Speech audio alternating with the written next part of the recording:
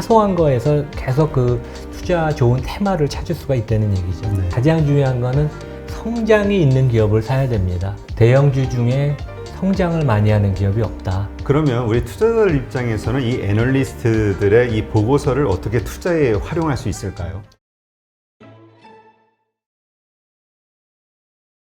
그러면 이번에는 교수님께서 이렇게 실제로 이렇게 투자를 할 때나 아니면 이렇게 종목에 대해서 분석, 그러니까 산업에 대해서 연구하실 때나 이런 아이디어 같은 거는 어떻게 얻으시는지 궁금하거든요. 그러니까 저는 뭐 일상에서 많이 얻습니다. 아까 말씀드린 것처럼 제가 지금 여기 뭐 선전을 하는 거 아니라 3주 전에 그 애플워치를 샀거든요. 아, 네. 왜냐하면 이제 제가 개인적으로 2007년에 이제 아이팟이 그러니까 그 아이폰이 나오고 나서 이제 싱가포르에서 뭐 저나 저희 가족은 다 아이폰이나 애플 제품을 씁니다. 그래서 이제 애플워치가 갖는 의미는 그 팀 쿡 CEO가 다음 성장 분야는 헬스케어, 건강 뭐 이런 그러면서 이제 제 그 아이폰하고 100% 그 싱크로나이즈가 연결이 돼 있습니다. 네. 그래서 이제 저의 건강에 관련된 여러 가지 그 계속 시그널을 주고 그래서 이게 참 대단하고 이제 이런 쪽으로 가는구나 제가 느꼈고 또 다른 한 예는 제가 이제 싱가포르에 제 개인 헤지펀드를 한다고 2003년 말에 갔는데 2004년에 저희 그 아이들이 그 당시에 이제 그 국제학교를 다니는데 버스를 타면 모든 그 학생들이 아이포드라는 그 음악 기기를 그때 들고 있었습니다. 그래서 전 신기했어요. 근데 그 당시 애플 주가가 1불이 안 됐습니다.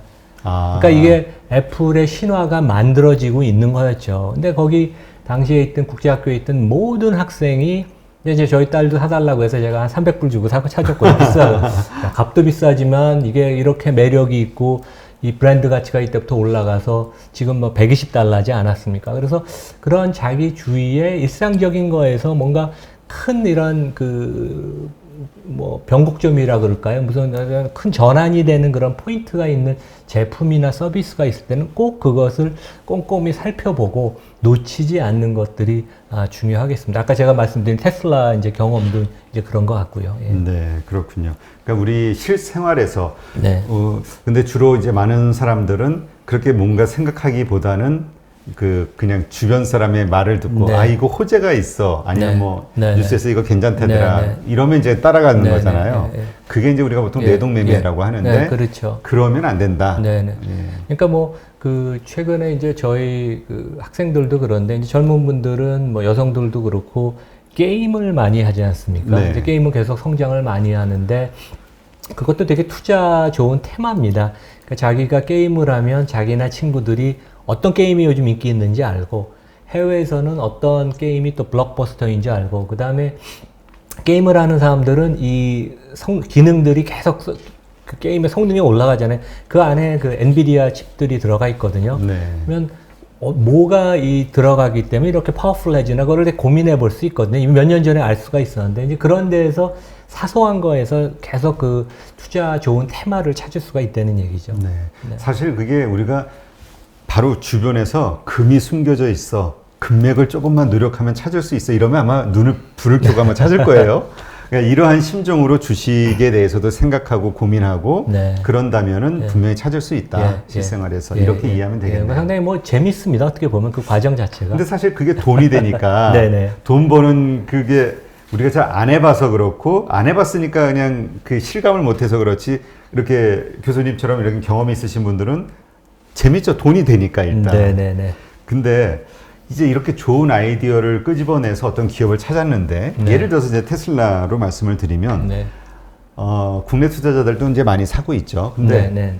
괜찮다 싶어서 보면은 주가가 상당히 높단 말이죠. 네네. 그리고 우리가 일반적인 가치로 따지는 어떤 PER이라든가 이런 걸로 가지고는 답이 안 나오는 네네네. 이럴 경우는 어떻게 해야 됩니까? 그러니까 이제 테슬라는 이제 제가 기업의 4분법으로 이제 그 책에 설명을 하는데 좋은 기업은 맞습니다. 그러니까 이 21세기 자동차 시장은 전기차가 주도를 하고 거기에서 절대적인 리더거든요. 특히 이제 소프트웨어 능력, 그 다음에 소프트웨어, 하드웨어를 결합하는 능력, 배터리 매니지먼트 시스템 이런 거에서 뭐 비교가 안 되니까요. 근데 이제 지금 주가는 그러니까 좋은 기업인 건 맞습니다. 펀디멘털상 뭐 이후에 논란의 여지가 없지만 과연 지금 주가가 적정한지, 아직도 매력적인지, 그거는 저는 개인적으로는 테슬라는 가치를 잘 모르겠어요. 그러니까 지금이 고평가된 저평가된. 왜냐하면 지금 주가는 10년 후에 테슬라의 전망이 반영이 이미 돼 있거든요. 네. 근데 10년 후를 예측한다는 거는 뭐 상당히 어렵습니다. 그래서 확실히 좋은 회사인 건 맞지만, 지금 이제 어제 기준으로 한 600불 조금 넘은 걸로 아는데, 적정 주가가 400불인지, 600불인지, 1000불인지는 솔직히 월가의 가장 베스트 전문가들도 모릅니다. 그렇죠. 그래서 뭐 서로 저도 틀려서. 솔직히 말씀드리면 좋은 기업인 건 맞지만, 자신 있게 이 기업이 저평가돼 있다, 고평가돼 있다, 참 말씀드리긴 어렵습니다. 예. 그러면 이러한 그 애매모호한 상황에서는 투자를 하는 게 맞는 건가요? 아니면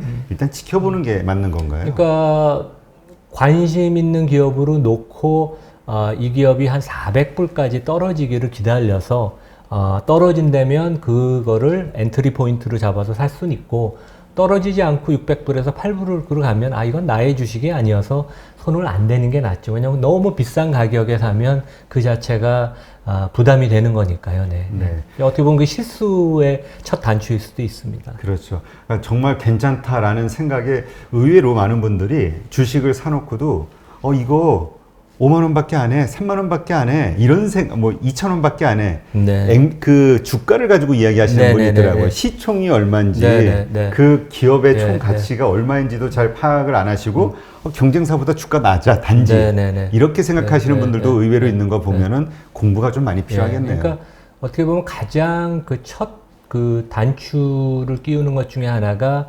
투자가들이 종목 기업을 얘기할 때 시총을 이제 감각적으로 좀 체득을 하셔야 됩니다. 이제 시총이라는 거는 아파트 살 때 매매 가격이거든요. 그렇죠. 내가 저 강남에 아파트 20평짜리를 15억에 사는데, 그러면 평당 가격, 전월세, 학군 보고 다 보시잖아요. 근데 주식은 뭐 저희 가족이나 친척 중에도 그런 분이 계신데, 사시는데 뭐 하는 기업인지도 모르고 시가총액도 모르시면 내가 얼마에 이 종목을 산지 모르는 거예요. 아파트의 매매가 같은 거니까요. 네. 좋으신 말씀이십니다. 예. 네. 그러면 지금 사실 작년까지만 해도 우리가 이게 사실 하나의 원칙이 좀 필요하지 않을까 싶은 생각이 드는 게요. 시장은 자꾸 변하는 것 같아요. 네네. 왜냐하면 작년 시장 이렇게 막 수급 좋고 막 그 상승세가 이루어질 네네. 때는 PDR이라고 해서 네네. 꿈을 네네. 그리고 스토리가 있는 예, 예, 기업 예. 이런 것들이 좋다 그러고 주가가 막 올라갔는데, 지금은 또 바로 몇 달 만에 분위기가 싹 바뀌어서 무조건 실적이야. 네네. 이익이 얼마고 매출이 예, 얼마인지 예, 이게 예, 중요해. 예, 예. 싹 바뀌었잖아요. 네네. 그럼 지난해에 어떤 기준으로 투자했던 분들은 네네. 뭐 물린 분들도 있을 거고요. 그럼 작년 기준이 맞는 건지, 아니면 지금의 뭐 실적 이런 걸로 보는 게 맞는 것인지, 아니면 그냥 그때 시세에 따라서 그냥 이 기준이 바뀌어야 되는 것인지 헷갈리거든요. 그러니까 저는 개인적으로 price to dream ratio라고, 이제 꿈을 먹고 사는 지표라는 건 개인적으로 좋아하지 않습니다. 그래서 하지만 주식은 주가를 움직이는 가장 큰 동력은 미래에 대한 성장입니다. 그래서 이제 주가를 움직이는 변수가 이제 5가지가 있는데, 기업 이익의 성장, 배당 자사주 매입, 금리, 거버넌스, 재무구조 있지만 절대적으로 주가를 움직이는 건 성장입니다. 올해 내년 성장뿐만 아니라 5년, 10년 후. 그래서 제일 눈여겨서 봐야 되는 게, 그 속해 있는 업이 앞으로 5년, 10년 동안 계속 성장을 할 수 있는지. 이제 그런 면에서 보면 한국에선 삼성전자, 미국에선 아마존이 가장 유망하다고 대형주 중엔 보입니다. 최근에 이제 분위기가 바뀐 거는 아까 말씀드린 주가를 결정하는 5가지 요인 중에 이제 금리가 다른 요인인데, 최근에 이제 금리가 좀 올라가면서 그 성장주들이 조금 페널티를 먹는 이제 그런 부분인데, 제 생각에는 금리가 요 정도면 어느 정도 올라올 만큼 올라와서 다시 뭐 2분기인지 3분기인지 모르겠지만 시장에 다시 이제 성장하는 기업, 미래가 좋은 기업을 중심으로. 근데 그게 막연한 꿈이 아니라 그 업이 가령 앞으로 연 15% 성장할 수 있다. 아니면 연 25% 성장할 수 있다. 이제 그런 거를 좀 더 구체적으로 반영하는 기업으로 주가로 이제 보시는 게 맞다고 보입니다. 예. 네, 그렇군요. 그러니까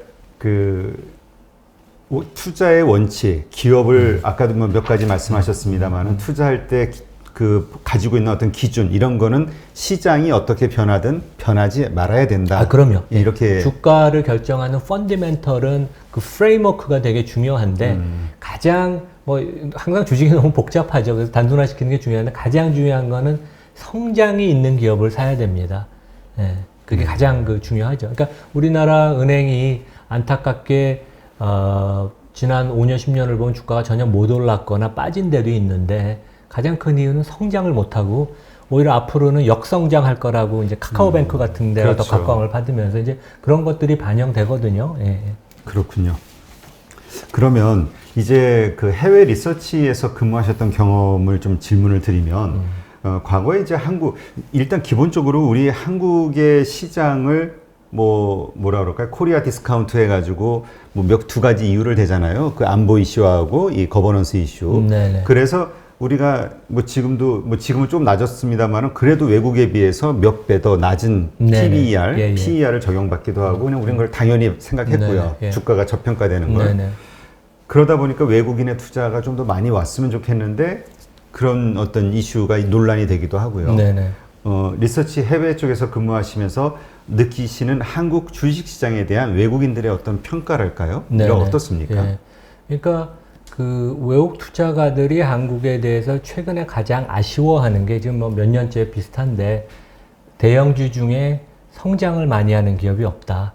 거의 찾기가 어렵다. 뭐 삼성전자, 네이버, 카카오, LG 생활건강 뭐 이런 것들 빼놓고는 현대차도 앞으로 그 업황이 그 자동차 업종 내에서는 경쟁력이 있지만 자동차 업종 자체가 되게 불확실하기 때문에 뭐 과연 고성장한다고 단정 지을 수 없거든요. 그래서 성장을 높게 하는 기업이 없다는 게 가장 큰 거고 한 예가 IT 기업의 양대 산맥인 한국의 삼성전자, 미국의 애플이 시가총액 기준으로는 차이가 한 4배, 5배 납니다. 삼성전자가 500조, 애플이 그거에 한 4배, 4.5배쯤 되고, 퍼로 놓고 보면 삼성전자가 14배, 애플이 한 28배, 2배. 그러니까 2배네요. 순이익도 애플이 한 2배 정도 크고, 그 다음에 퍼도 2배가 되니까 2 곱하기 2에서 시가총액은 이제 너댓 배가 차이가 나는 거죠. 그래서, 거버넌스 아까 말씀하신 애플이 그 미국에서 거버넌스가 또 제일 좋은 기업 중에 하나입니다. 특히 이제 팀 쿡 CEO가 그 주주 친화적인 정책을 많이 시행해서 특히 이제 지난 3년 동안 보면 매년 7, 80조 원에 해당되는 금액을 자기 주식을 사서 소각을 했어. 자기 손익보다 많은 걸 계속 주주들한테 환원하죠. 그래서 거버넌스나 주주 환원 정책이 확실하고 삼성도 최근에 좀 좋아지긴 하지만 아직까지 거버넌스 조금 미흡하고 다른 거는 이제 비즈니스 모델의 차이가 있는 것 같습니다. 그래서 특히 21세기에 들어서는 큰 공장을 갖고 있는 게 장점이 아니고 무형자산, 사람, R&D, 브랜드 뭐 이런 그 무형자산이 중요한데 삼성전자는 물론 R&D도 많이 하고 뛰어난 사람도 많지만 아직까지 30조 원 이상을 매년 투자해야 되는 자본집약적인 모델입니다. 네. 이제 월가는 그런 기업에 대해서 후한 점수를 주진 않아요. 삼성이 세계 최고의 IT 하드웨어 업체인 건 인정하지만 애플은 그거보다 더 한 수 위다. 왜냐하면 직접 제조는 거의 안 하고 제조는 대만의 그 폭스콘한테 주면 거기가 중국에 이제 100만 명을 고용을 해서 애플 제품 같은 거를 제조하지 않습니까? 그래서 애플은 특히 이제 최근에는 소프트웨어 기업, 플랫폼 하는 기업, 그러니까 15억 명의 애플 제품을 쓰는, 저도 그 중에 한 명이고, 저희 자식들도 그 고객일 텐데, 15억 명의 애플 제품을 쓰는 사람이 그 생태계에서 엄청나게 활동을 하고, 그 고객들은 90% 이상 재구매를 합니다. 네. 그래서 저도 이제 최근에 애플워치 산 것처럼 더 추가적인 그 생태계 안에 더 갇히게 되죠.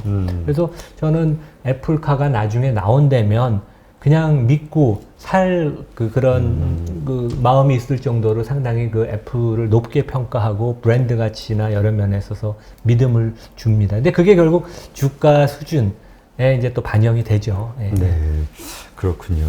그 우리가 이러한 면에서 그러면은 앞으로 계속 성장하기 위해서는 우리가 그냥 우리는 뭔가 소유욕 같은 게 있어서 그런지 뭐든 직접 다 하려고 하잖아요. 네네. 이러한 예. 문화, 아니면 고정관념 네, 같은 네, 게 좀 깨져야겠네요. 그러니까 이제 같이 일하는, 근데 그게 그동안 한국의 장점이었거든요. 그러니까 삼성다움이, 삼성의 DNA는 우리가 모든 걸 다 하고 제조의 세계에서 최고를 잘한다는, 삼성바이오도 그래서 이제 성공을 한 거 아닙니까? 근데 이제 그런 여러 가지 현실적인 벽에 요즘 부딪히는 게 한국 기업뿐만 아니라 독일, 그 다음에 일본.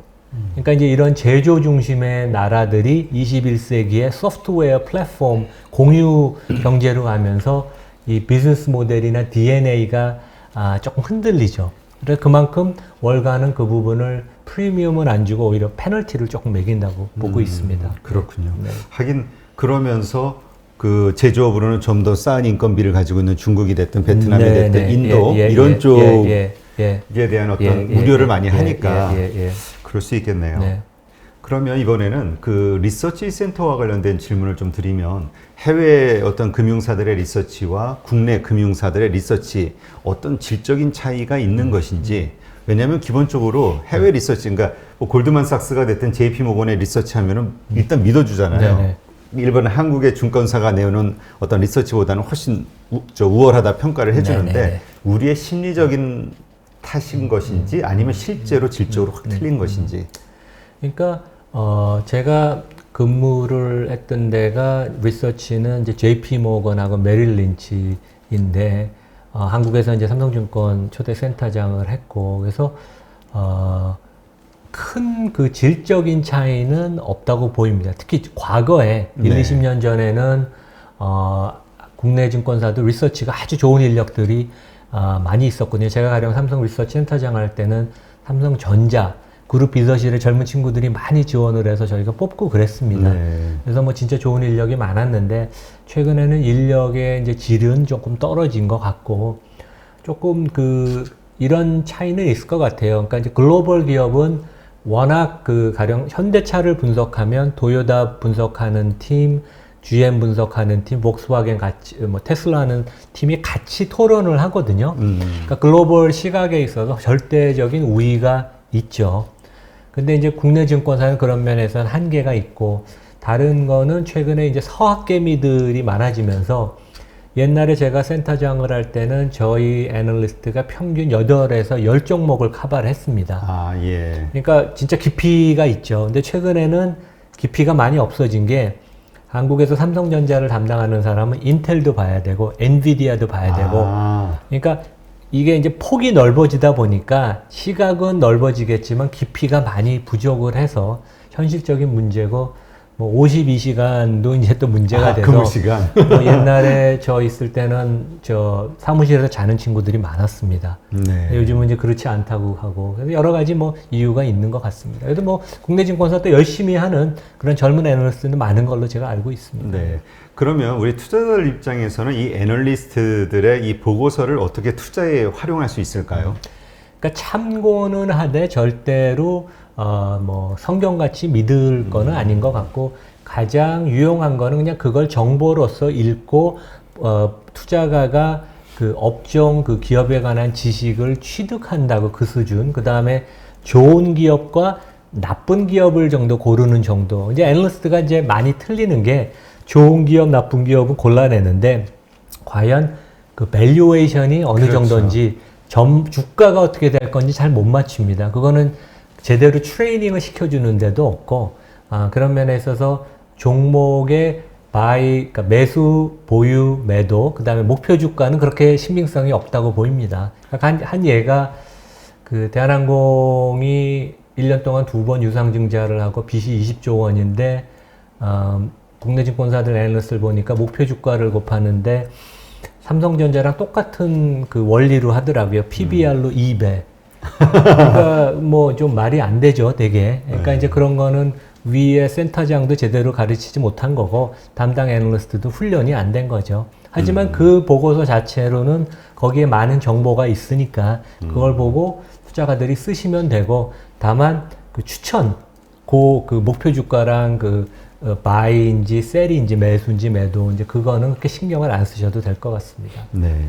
근데 참 이 한국 투자자들이 그 가지고 있는 애널리스트 보고서에 대한 불신 중에 하나가 내놓으면 매물이 쏟아진다. 그러니까 네. 추천을 하면은 사람들이 매수가 몰려야 되는데 네, 그때 네. 사면은 물리는 시점이다. 네, 이런 네. 생각을 할 정도로 그런 일들이 계속 반복이 되었단 말이죠. 이건 어떻게 뭐 까마귀 날자 배 떨어진다는 어떤 속담이 맞는 건가요? 아니면 왜 어떤 작용 때문에 그런 일이 벌어질까요? 그러니까 원칙적으로는 리서치와 영업부서, 리서치와 IB와 이제 차이니스 월이라고 그 방화벽이 있어서 절대로 소통을 하면 안 됩니다. 네. 그러니까 제가 미국 회사에 있을 때는 같은 층에도 있지 않고 IB 담당자나 이런 사람이 연락도 못 하거든요. 근데 이제 국내는 특히 최근에 보면 정보들이 좀 새 나가는 경향도 있는 것 같습니다. 아니면 이제 애널리스트가 내일 하향 조정을 하는 글을 내는데 저녁에 뭐 회식을 하거나 아니면 화장실에서 만나서 뭐 그런 얘기를 가볍게 한다든가 이제 그런 것들을 엄격하게 지키는 거가 되게 중요하고 뭐 전체 증권사는 아닌 것 같고 일부 이제 그런 경우가 있지만 그런 거가 이제 보도가 되고 그러면 이제 또 신뢰를 잃는 거죠. 예. 네. 근데 그 말씀하신 그 차이니스 월? 차이니스 월. 네. 네. 그 말씀하신 그것들이 그러면 결국은 애널리스트는 어떤 영업 담당, 그러니까 어떤 뭐 지점이 됐던 센터에서 영업을 하는 그런 직원들하고는 서로 대화도 안 하는 그런 분위기가 외국은 잡혀 있는 건가요? 그러니까 그 자기가 하는 일에 관해서는 함구를 해야 되거든요. 그러니까 이제 리포트가 나오면 그 다음에는 그거를 적극적으로 팔아야 되니까 영업 직원하고 같이 뛰어야 되지만 그 리포트가 의미가 있는 중요한 이 수익 추정의 변경, 추천 종목의 변경, 그다음에 목표 주가의 변경이 있으면 절대로 그거를 사전 누설을 하면 안 됩니다. 그거는 뭐 민사상, 형사상 책임까지 질 수 있는 그런 거죠. 돈이 관련된 거니까. 네, 예, 예. 그렇군요. 그러니까 하여튼 우리가 지금 시점에서는 어쨌든 산업이라든가 그 종목에 대한 이해의 폭을 넓히는 정도로 활용을 하고 네네. 목표 주가라든가 이거는 이제 본인이 공부를 네, 해서 네, 네, 결정하는 예, 예. 그런 식으로 네, 네. 보고서를 활용해야겠군요. 네, 네, 네.